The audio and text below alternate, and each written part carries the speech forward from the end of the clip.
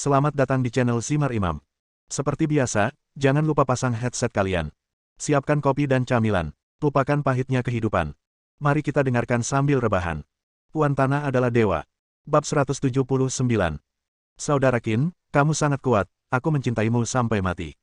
Situ Honglian bergegas menuruni tangga dengan penuh semangat, bergegas ke pelukan Qin Ming dengan hembusan angin harum, dan memberinya beberapa ciuman penuh semangat. Apakah kamu tidak tahu betapa kuatnya saudaraku? Qin Ming menyentuh pipinya yang lembab dan harum dan berkata sambil tersenyum nakal. Pelankan suaramu, ada begitu banyak orang di sekitarmu. Situ Honglian sama genitnya dengan wanita kecil pemalu, dan dengan lembut memukulinya 2 kali. Kalian simpan parang dan senjata kalian, hati-hati jangan sampai salah tembak, dan kalian semua akan bekerja sama membuang sampah ini sejauh mungkin.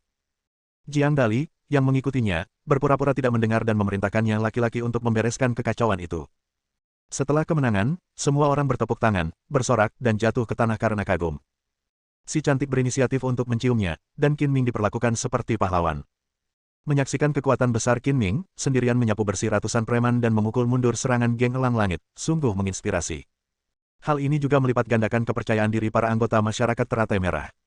Mereka percaya bahwa selama jarum pengatur laut, Guru Qin ada, masyarakat teratai merah tidak akan pernah takut pada musuh yang kuat, serta perkembangan dan pertumbuhannya. Sudah dekat, dengan masa depan cerah. Setelah menyaksikan Qin Ming menyelesaikan kata-kata manis mereka, Jiang Dali mengagumi dan bertanya dengan kagum, Tuan Qin, apa yang harus saya lakukan dengan pria besar ini? Qin Ming melirik penjaga elang darah yang tidak sadarkan diri di tanah, kirim seseorang untuk membawanya ke ruang bawah tanah dan mengikatnya. Ada yang ingin kutanyakan? Ya. Jiang Dali setuju dengan suara nyaring, memerintahkan orang-orang untuk membawa penjaga elang darah ke ruang bawah tanah, mencari ruangan khusus dan menguncinya. Zhou Ziyi juga tidak menganggur, dan mulai mendaur ulang jarum perak jiwa es miliknya terbuat dari besi dingin khusus, dan diresapi dengan atribut es ki yang unik, sehingga tubuh orang yang menerimanya. Jarum akan menjadi dingin dan darah akan menggumpal, kehilangan efektivitas tempur. Setelah menyelesaikan pekerjaannya, Qin Ming datang ke ruang bawah tanah dan melihat hampir semua pakaian penjaga elang darah telah dilepas, hanya menyisakan celananya untuk menutupi rasa malunya, ototnya yang terbuka sekuat baja, dan elang berdarah tato terlihat jelas di dadanya. Tangan dan kakinya diikat erat dengan rantai dan tali besi, dan dia digantung seperti tahanan. Bangunkan dia, kata Qin Ming dengan tenang. Seseorang membawa 4 atau 5 ember air es yang dicampur es batu, menginjak tangga garpu, dan menuangkan semuanya dari kepala penjaga elang darah. Wosh, wosh. Setelah beberapa ember air es dituangkan, penjaga elang darah bergidik dan terbangun. Lepaskan aku. Menyadari bahwa dia diikat, penjaga elang darah berjuang keras seperti binatang yang dikurung, matanya tajam dan rantainya bergetar. Jangan sia-siakan usahamu. Qin Ming menarik kursi dan duduk di depan Blood Eagle Guard, menyalakan rokok. Dia mengambil beberapa isapan dengan santai dan bertanya dengan tenang, apa posisi Anda di Tianying? Aku adalah penjaga elang darah, dengan nama Sandi Blood 13.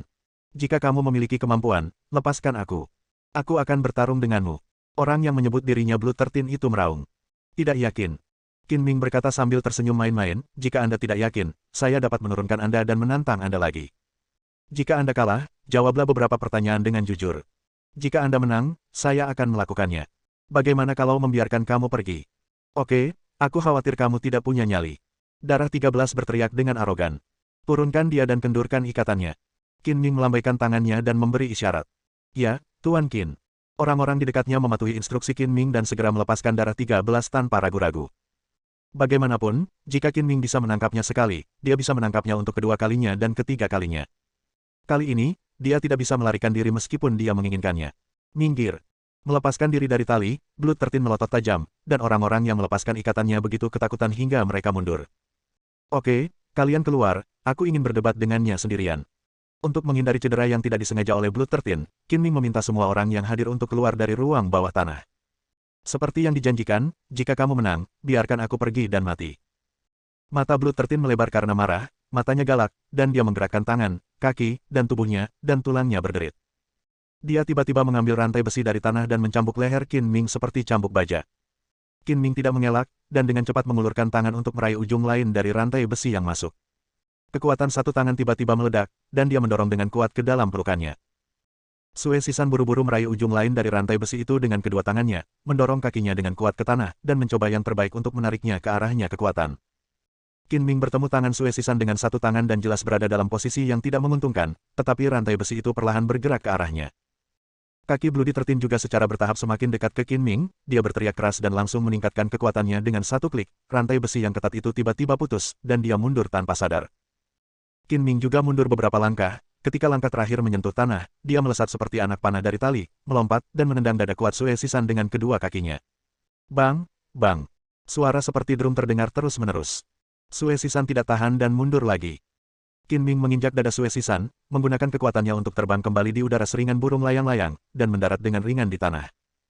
Darah 13 menstabilkan tubuhnya, melemparkan rantai besi dengan tangannya, dan berlari ke arahnya seperti banteng, dan meninju seperti karung pasir dengan angin kencang. Bang! Qin Ming menemuinya dengan pukulan keras, dan tinju darah 13 bertabrakan dengan kuat. Sue Sisan dikalahkan dan mundur dengan langkah berat. Qin Ming mengikutinya seperti bayangan dan meninju seperti tetesan air hujan dengan kedua tinjunya, yang semuanya mengenai dada Sue Sisan. Puff! Sue Sisan tidak tahan, membuka mulutnya dan mengeluarkan seteguk darah, dan jatuh ke tanah, menyebabkan lantai bergetar hebat. Setuju atau tidak? Qin Ming bertanya dengan dingin. Saya tidak menerimanya. Sue Sisan tidak menunjukkan rasa takut di wajahnya. Dia berteriak seperti harimau yang terluka. Bagus sekali, datang lagi. Qin Ming mengangkat tangannya secara provokatif dan mengangguk diam-diam. Sudah lama sekali sejak dia tidak bertemu seseorang dengan kekuatan bertarung yang ulet dan kemauan yang gigih seperti Blood 13. Darah 13 menyeka darah dari sudut mulutnya, dan menerkam lagi seperti binatang gila, dengan tinju besarnya digantung oleh angin menderu, menyerang dengan kuat dan mendominasi. Qin Ming tidak melawan untuk saat ini, dan dengan gesit mengelak ke kiri dan ke kanan, membiarkan tinju Blood 13 menghujani tanpa mengenainya. Kamu masih belum mengerti. Meski kekuatanmu kuat, kecepatanmu terlalu lambat. Mustahil mengalahkanku. Diam, aku akan bertarung bahkan jika kamu tidak bisa menang. Blood 13 berteriak dengan marah, suaranya yang pantang menyerah bergema di ruang bawah tanah yang tertutup, memekakkan telinga. Keras kepala. Qin Ming telah lama mengetahui bahwa darah 13 telah menjadi pria tangguh dan menjadi keras kepala, namun, justru karena semangat keras kepala inilah dia menerima kematian sehingga dia sangat berharga. Mengikuti kata-kata tersebut, Qin Ming menghindari pukulan Sue Sisan, meraih lehernya secepat kilat, dan melemparkannya dengan kekuatan besar. Blood 13 terbang setinggi lebih dari 2 meter di udara, menghantam langit-langit, dan kemudian jatuh. Sebelum dia bisa mendarat, Qin Ming menendang dengan tendangan menyapu lainnya. Sosok kuat Blood 13 terbang melintasi setengah ruang bawah tanah, menghantam dinding dengan keras, dan kemudian jatuh ke tanah. Masih belum yakin. Qin Ming melangkah mengikuti dan bertanya dengan dingin. Saya tidak menerimanya. Sue Sisan memuntahkan seteguk darah dan menyekanya dengan tatapan penuh tekad. Dia berjuang untuk bangun, tetapi dia terluka parah dan tidak bisa bangun dengan lancar meskipun telah beberapa kali mencoba. Saya tidak bisa berdiri lagi, tapi saya sangat keras kepala. Kata Qin Ming menggoda.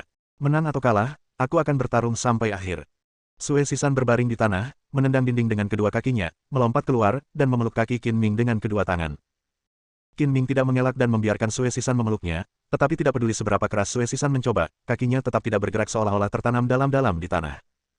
Blood 13 mencoba yang terbaik, tetapi tidak melihat efek apapun, dia tiba-tiba membuka mulutnya, menunjukkan sifat binatangnya yang ganas, dan menggigit kaki Qin Ming dengan kejam. Kamu adalah manusia, bukan binatang. Qin Ming dengan cepat menundukkan kakinya, dan energi sejatinya meledak, menjatuhkan darah 13. Darah 13 kehilangan dua giginya dan mulutnya penuh darah, tapi dia merangkak lagi, meraih dan menggigit dengan ganas. Kamu telah dilatih untuk kehilangan rasa kemanusiaanmu, tolong bangun. Qin Ming melompat dengan mudah dan mendarat di kaki Sue Sisan, sebelum dia bisa berbalik, dia meraih betisnya, melemparkannya dan membantingnya ke tanah. Bang, bang, bang, bang. Sue Sisan tidak mampu melawan. Dia diayunkan oleh Qin Ming seperti palu dan menghantam tanah lagi dan lagi, mengeluarkan suara yang keras, sehingga ubin lantai kewalahan dan hancur. Qin Ming tidak melepaskannya sampai Sue Sisan kelelahan karena memukulinya, benar-benar kehilangan kemampuannya untuk melawan, dan pingsan terengah-engah seperti lembu. Aku tidak menerimanya, dan aku tidak akan pernah menyerah. Blood 13 seperti iblis yang tertegun, terengah-engah sambil menggumamkan kata-kata ini, dengan senyuman kejam di bibirnya. Kamu akan dilatih menjadi binatang buas, tetapi kamu masih bersedia bekerja untuk geng dan tidak menghargai hidupmu sendiri. Apakah menurutmu itu sepadan? Qin Ming merasakan emosi sedih di dalam hatinya, perasaan bahwa darah 13 tidak sepadan. Dia membungkuk dan berkata perlahan, apakah kamu tidak menyerah atau menyerah, kamu akan kalah. Sesuai kesepakatan sebelum diskusi, tolong jawab beberapa pertanyaan dengan jujur. Pertanyaan pertama adalah, bagaimana orang bisa menyukaimu berada di Tianying? Ada berapa lagi? Aku tidak akan menerimanya meski aku kalah. Darah 13 berteriak sekuat tenaga, lalu berbaring lemas di tanah, bernapas sejenak, dan menjawab dengan lemah, kami ada 13, dan kami disebut 13 darah pengawal elang. Siapa yang melatihmu seperti ini? Guru. Pelatih. Siapa namanya? Dan bagaimana dia melatihmu?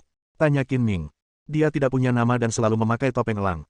Dia mengurung ratusan dari kita di dalam sangkar besi besar dan membunuh satu sama lain. 20 orang terakhir yang masih hidup menjalani pelatihan neraka, dan pada akhirnya hanya 13 dari kita yang selamat. Turun. Sue Sisan berkata dengan sederhana. Bisa dibayangkan betapa kejamnya proses melatih manusia hidup menjadi senjata tempur binatang buas yang brutal. Saya sudah selesai menanyakan pertanyaan saya, Anda bisa istirahat.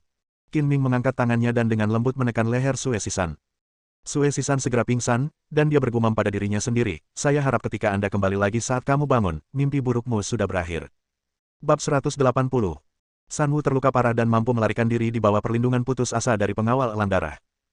Dia datang dengan penuh percaya diri, tetapi akhirnya kembali dengan aib dan kekalahan, dan sangat marah hingga dia muntah darah. Setelah mengalami kejadian ini, San Wu juga sangat menyadari sifat menakutkan dari Qin Ming. Master super seperti itu sudah cukup untuk mengubah struktur geng. Jika Qin Ming tidak dibasmi, mungkin akan sulit untuk menaklukkan masyarakat teratai merah. Meskipun dia sombong dan sombong, dia tidak sombong secara membabi buta.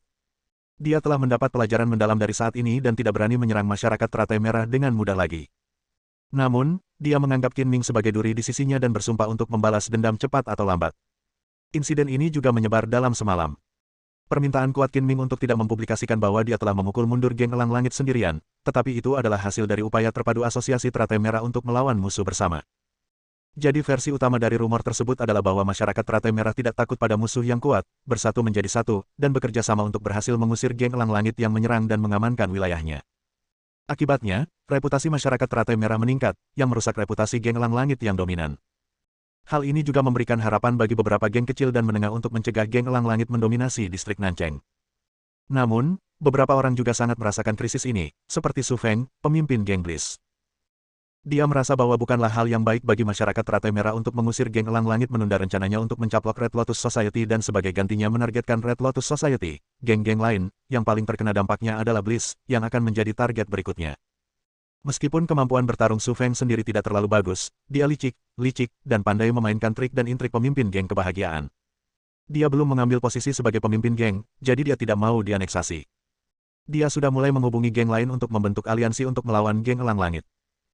Setelah Su Feng menjadi pemimpin geng, dia fokus pada pengintegrasian sumber daya dunia bawah dari geng macan hitam yang asli, menjadikan geng Bliss sebagai geng terbesar kedua di distrik Nancheng setelah geng elang langit.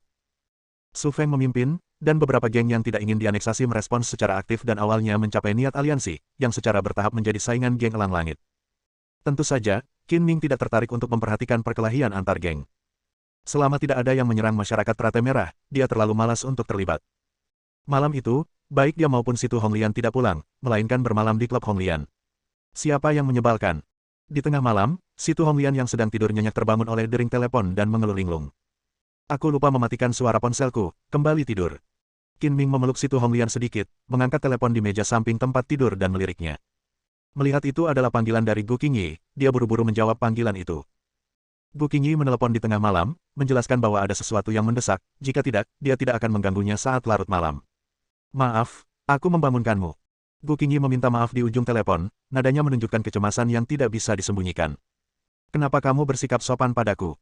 Jika ada yang ingin kamu katakan, katakan saja padaku. Benar. Saya baru saja menerima telepon. Ada kebakaran besar di perusahaan teknologi tinggi Gu, anak perusahaan grup tersebut.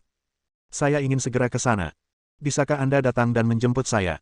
Oke, saya pasti akan sampai di sana paling lama 20 menit. Beberapa hari setelah Gus High-Tech menandatangani perjanjian kerja sama dengan Genna Group, kebakaran terjadi sesederhana itu. Sayang, tolong terus tidur. Ada keadaan darurat di perusahaan dan aku harus segera pergi ke sana. Setelah menutup telepon, Qin Ming mencium dahi Situ Honglian, berbalik dan turun dari tempat tidur, lalu berpakaian dengan cepat. Baiklah, kamu sedang dalam perjalanan. Hati-hati. Melihat Qin Ming keluar, Situ Honglian perlahan menutup matanya dan terus tidur. Bagaimanapun, Gu Qingyi adalah seorang wanita, dan dia sedikit khawatir akan keluar sendirian di tengah malam, jadi dia menelepon Qin Ming, pengawal pekerja keras. Ayo pergi. Menunggu Qin Ming tiba, Gu Qingyi membuka pintu dan dengan elegan naik ke kursi penumpang, mendesak, cobalah melaju secepat mungkin di jalan. Sesuai perintah, kencangkan sabuk pengamanmu dan duduklah dengan tenang. Qin Ming tersenyum, menginjak pedal gas, dan melaju. Teknologi tinggi Gu terletak di kawasan industri di daerah pinggiran kota-kota Donghai. Dibutuhkan lebih dari 2 jam berkendara melalui jalan raya kabupaten dan kota di atas pegunungan. Gu Qingyi telah melihat keterampilan mengemudi Qin Ming dan tidak mengalami masalah saat berjalan di jalan pegunungan. Apakah teknologi tinggi Gu mengetahui penyebab kebakaran? Qin Ming bertanya dengan prihatin. Gu Qingyi menggelengkan kepalanya, mengerutkan kening dan berkata, dikatakan bahwa bahan yang mudah terbakar dan meledak di gudang material terbakar terlebih dahulu. Api menyebar dengan cepat, menyebabkan gudang material dan bangunan pabrik terbakar. Pemadam kebakaran telah tiba dan sedang memadamkan api. Tidakkah menurutmu ada sesuatu yang mencurigakan dalam hal ini? Ada yang tidak beres, jadi saya bergegas ke sana semalaman. Gu Qingyi dengan tajam mencium bau konspirasi. Grup Gena menemukan orang yang berbakat dan menandatangani perjanjian kerja sama tanpa niat baik. Selain itu, saya meminta cabang New York untuk menyelidikinya. Han Hongzhi dan sekretarisnya Reina adalah pelaku utama dalam penindasan jahat terhadap saham perusahaan beberapa waktu lalu. Reina awalnya adalah manajer umum Departemen Investasi, karena penindasan terhadap Gu saham grup akhirnya gagal, menyebabkan grup Gena menderita kerugian besar, dan keduanya dipecat karena suatu alasan. Han Hongzhi menjadi CEO distrik Dahua, dan Reina menjadi sekretarisnya. Ternyata kedua orang ini berada di balik ini. Qin Ming tiba-tiba menyadari, benar saja, Musang yang memberikan ucapan selamat tahun baru kepada ayam, dan dia tidak punya niat baik. Mungkin Han Hongzhi yang sengaja menemukan seseorang untuk memulai dan ingin menjatuhkan grup Gu. Mercedes-Benz Maybach hitam melaju dengan kecepatan tinggi dan stabil. Lebih dari 40 menit kemudian, ia melaju ke jalan berkelok-kelok di daerah pegunungan berbukit, lampu depannya yang menyilaukan menerangi jalan di depannya. Turun. Ketika Qin Ming sedang berkendara menuruni lereng bukit dengan sudut sekitar 30 derajat, dia tiba-tiba merasakan detak jantung yang tidak dapat dijelaskan. Intuisinya memberitahunya bahwa dia dalam bahaya leher dan berbaring. Bang, bang. Hampir di saat yang bersamaan, dua suara tembakan menembus malam yang sunyi dan mengenai kaca depan. Penembak jitu. Qin Ming segera menilai bahwa setidaknya ada dua penembak jitu yang bersembunyi di puncak gunung. Ia bereaksi cepat dan berhasil menghindari peluru yang ditembakkan ke arahnya, yang mengenai bagian belakang kursi. Mercedes-Benz Maybach ini dimodifikasi khusus dan dilengkapi dengan kaca anti peluru. Tidak menjadi masalah untuk menahan tembakan biasa, namun karena berada dalam jangkauan senapan sniper, daya tembus peluru sangat kuat, sehingga tetap saja ditembus. Ditahan oleh kaca anti peluru, energi kinetik peluru melemah setelah melewatinya, dan lintasannya berubah. Ah! Pada saat yang sama, Gu Qingyi berteriak kesakitan, serangkaian darah keluar dari bahunya, dan lengan kanan Qin Ming yang menahannya juga tertembak. Untungnya, selama bertahun-tahun menjadi tentara bayaran, Qin Ming sering berada di ambang hidup dan mati dan mengembangkan perasaan krisis yang sangat sensitif. Dia mengambil tindakan tepat waktu untuk membuat Gu Qingyi jatuh kepala dan mati di tempat. Kehidupan. Melihat Gu Qingyi terluka dan hampir mati, Qin Ming langsung marah, dan cahaya dingin yang menakutkan keluar dari matanya. Namun, karena penembak jitu itu mengintai dan menyerang, dia akan menembak lagi jika tembakannya meleset. Qin Ming harus menjaga Gu Qingyi dan tidak membiarkannya dalam bahaya lagi. Tidak ada waktu untuk bertanya bagaimana cedera Gu Qingyi, dia menginjak pedal gas, dan kecepatan mobil tiba-tiba melonjak, bergegas menuruni lereng bukit, mencoba keluar dari jangkauan penembak jitu sesegera mungkin. Bang, bang. Lalu ada dua tembakan lagi, tapi Qin Ming sudah berjaga-jaga. Mobil itu melaju dengan kecepatan tinggi dan tidak mudah untuk mengunci sasaran. Peluru itu mengenai badan mobil dan mengeluarkan rangkaian bunga api.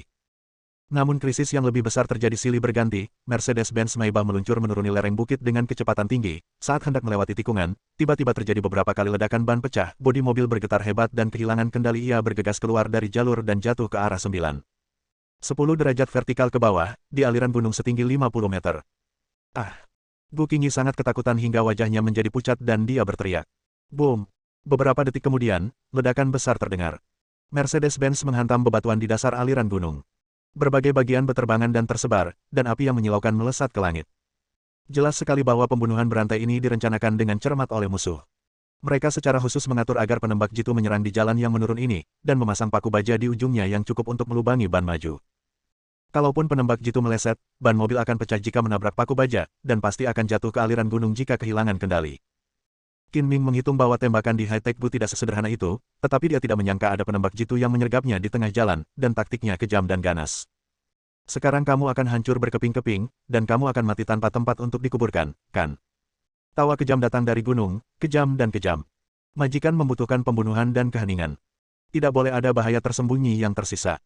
Lebih baik kita melihatnya. Kakak kedua, kamu terlalu berhati-hati. Jika kamu tidak mati seperti ini, aku akan memakan senapan sniperku. Gampang sekali turun gunung dan melihat-lihat. Ayo pergi. Jangan biarkan kakak tertua dan keempat menunggu terlalu lama. Tak lama kemudian, dua sosok yang mengenakan pakaian malam hitam jatuh dari gunung. Keduanya datang dengan persiapan, memasang tali ke aliran gunung, dan turun. Ketika mereka sampai di dasar aliran gunung, mereka melihat Mercedes-Benz terbakar abis, cahaya api menjadi redup, dan bau terbakar tercium di udara. Kakak kedua, menurutmu itu perempuan? Anak ketiga melihat sekeliling dan samar-samar melihat seseorang tergeletak di antara bebatuan 6 atau 7 meter dari mobil yang terbakar dan hancur. Wanita yang luar biasa. Anak kedua memandangnya dengan hati-hati, tetapi dia adalah seorang wanita. Dia berjalan mendekat dan berkata, saya kira dia terlempar keluar ketika mobil jatuh, atau dia ingin melompat keluar dari mobil untuk melarikan diri. Jika dia cukup beruntung untuk bertahan hidup, cobalah. Sayang sekali dia meninggal seperti ini. Kuharap dia masih punya nafas, supaya kita berdua bersaudara bisa bersenang-senang. Saat mereka sedang berbicara, mereka berdua mendekat. Anak ketiga tidak sabar untuk mengulurkan tangan dan menguji nafas wanita itu. Ketika dia menemukan bahwa dia masih bernapas, dia berkata dengan penuh semangat, "Sial, aku tidak jatuh cinta kematian. Tuhan benar-benar memberiku kesempatan untuk bertarung liar." Bersambung.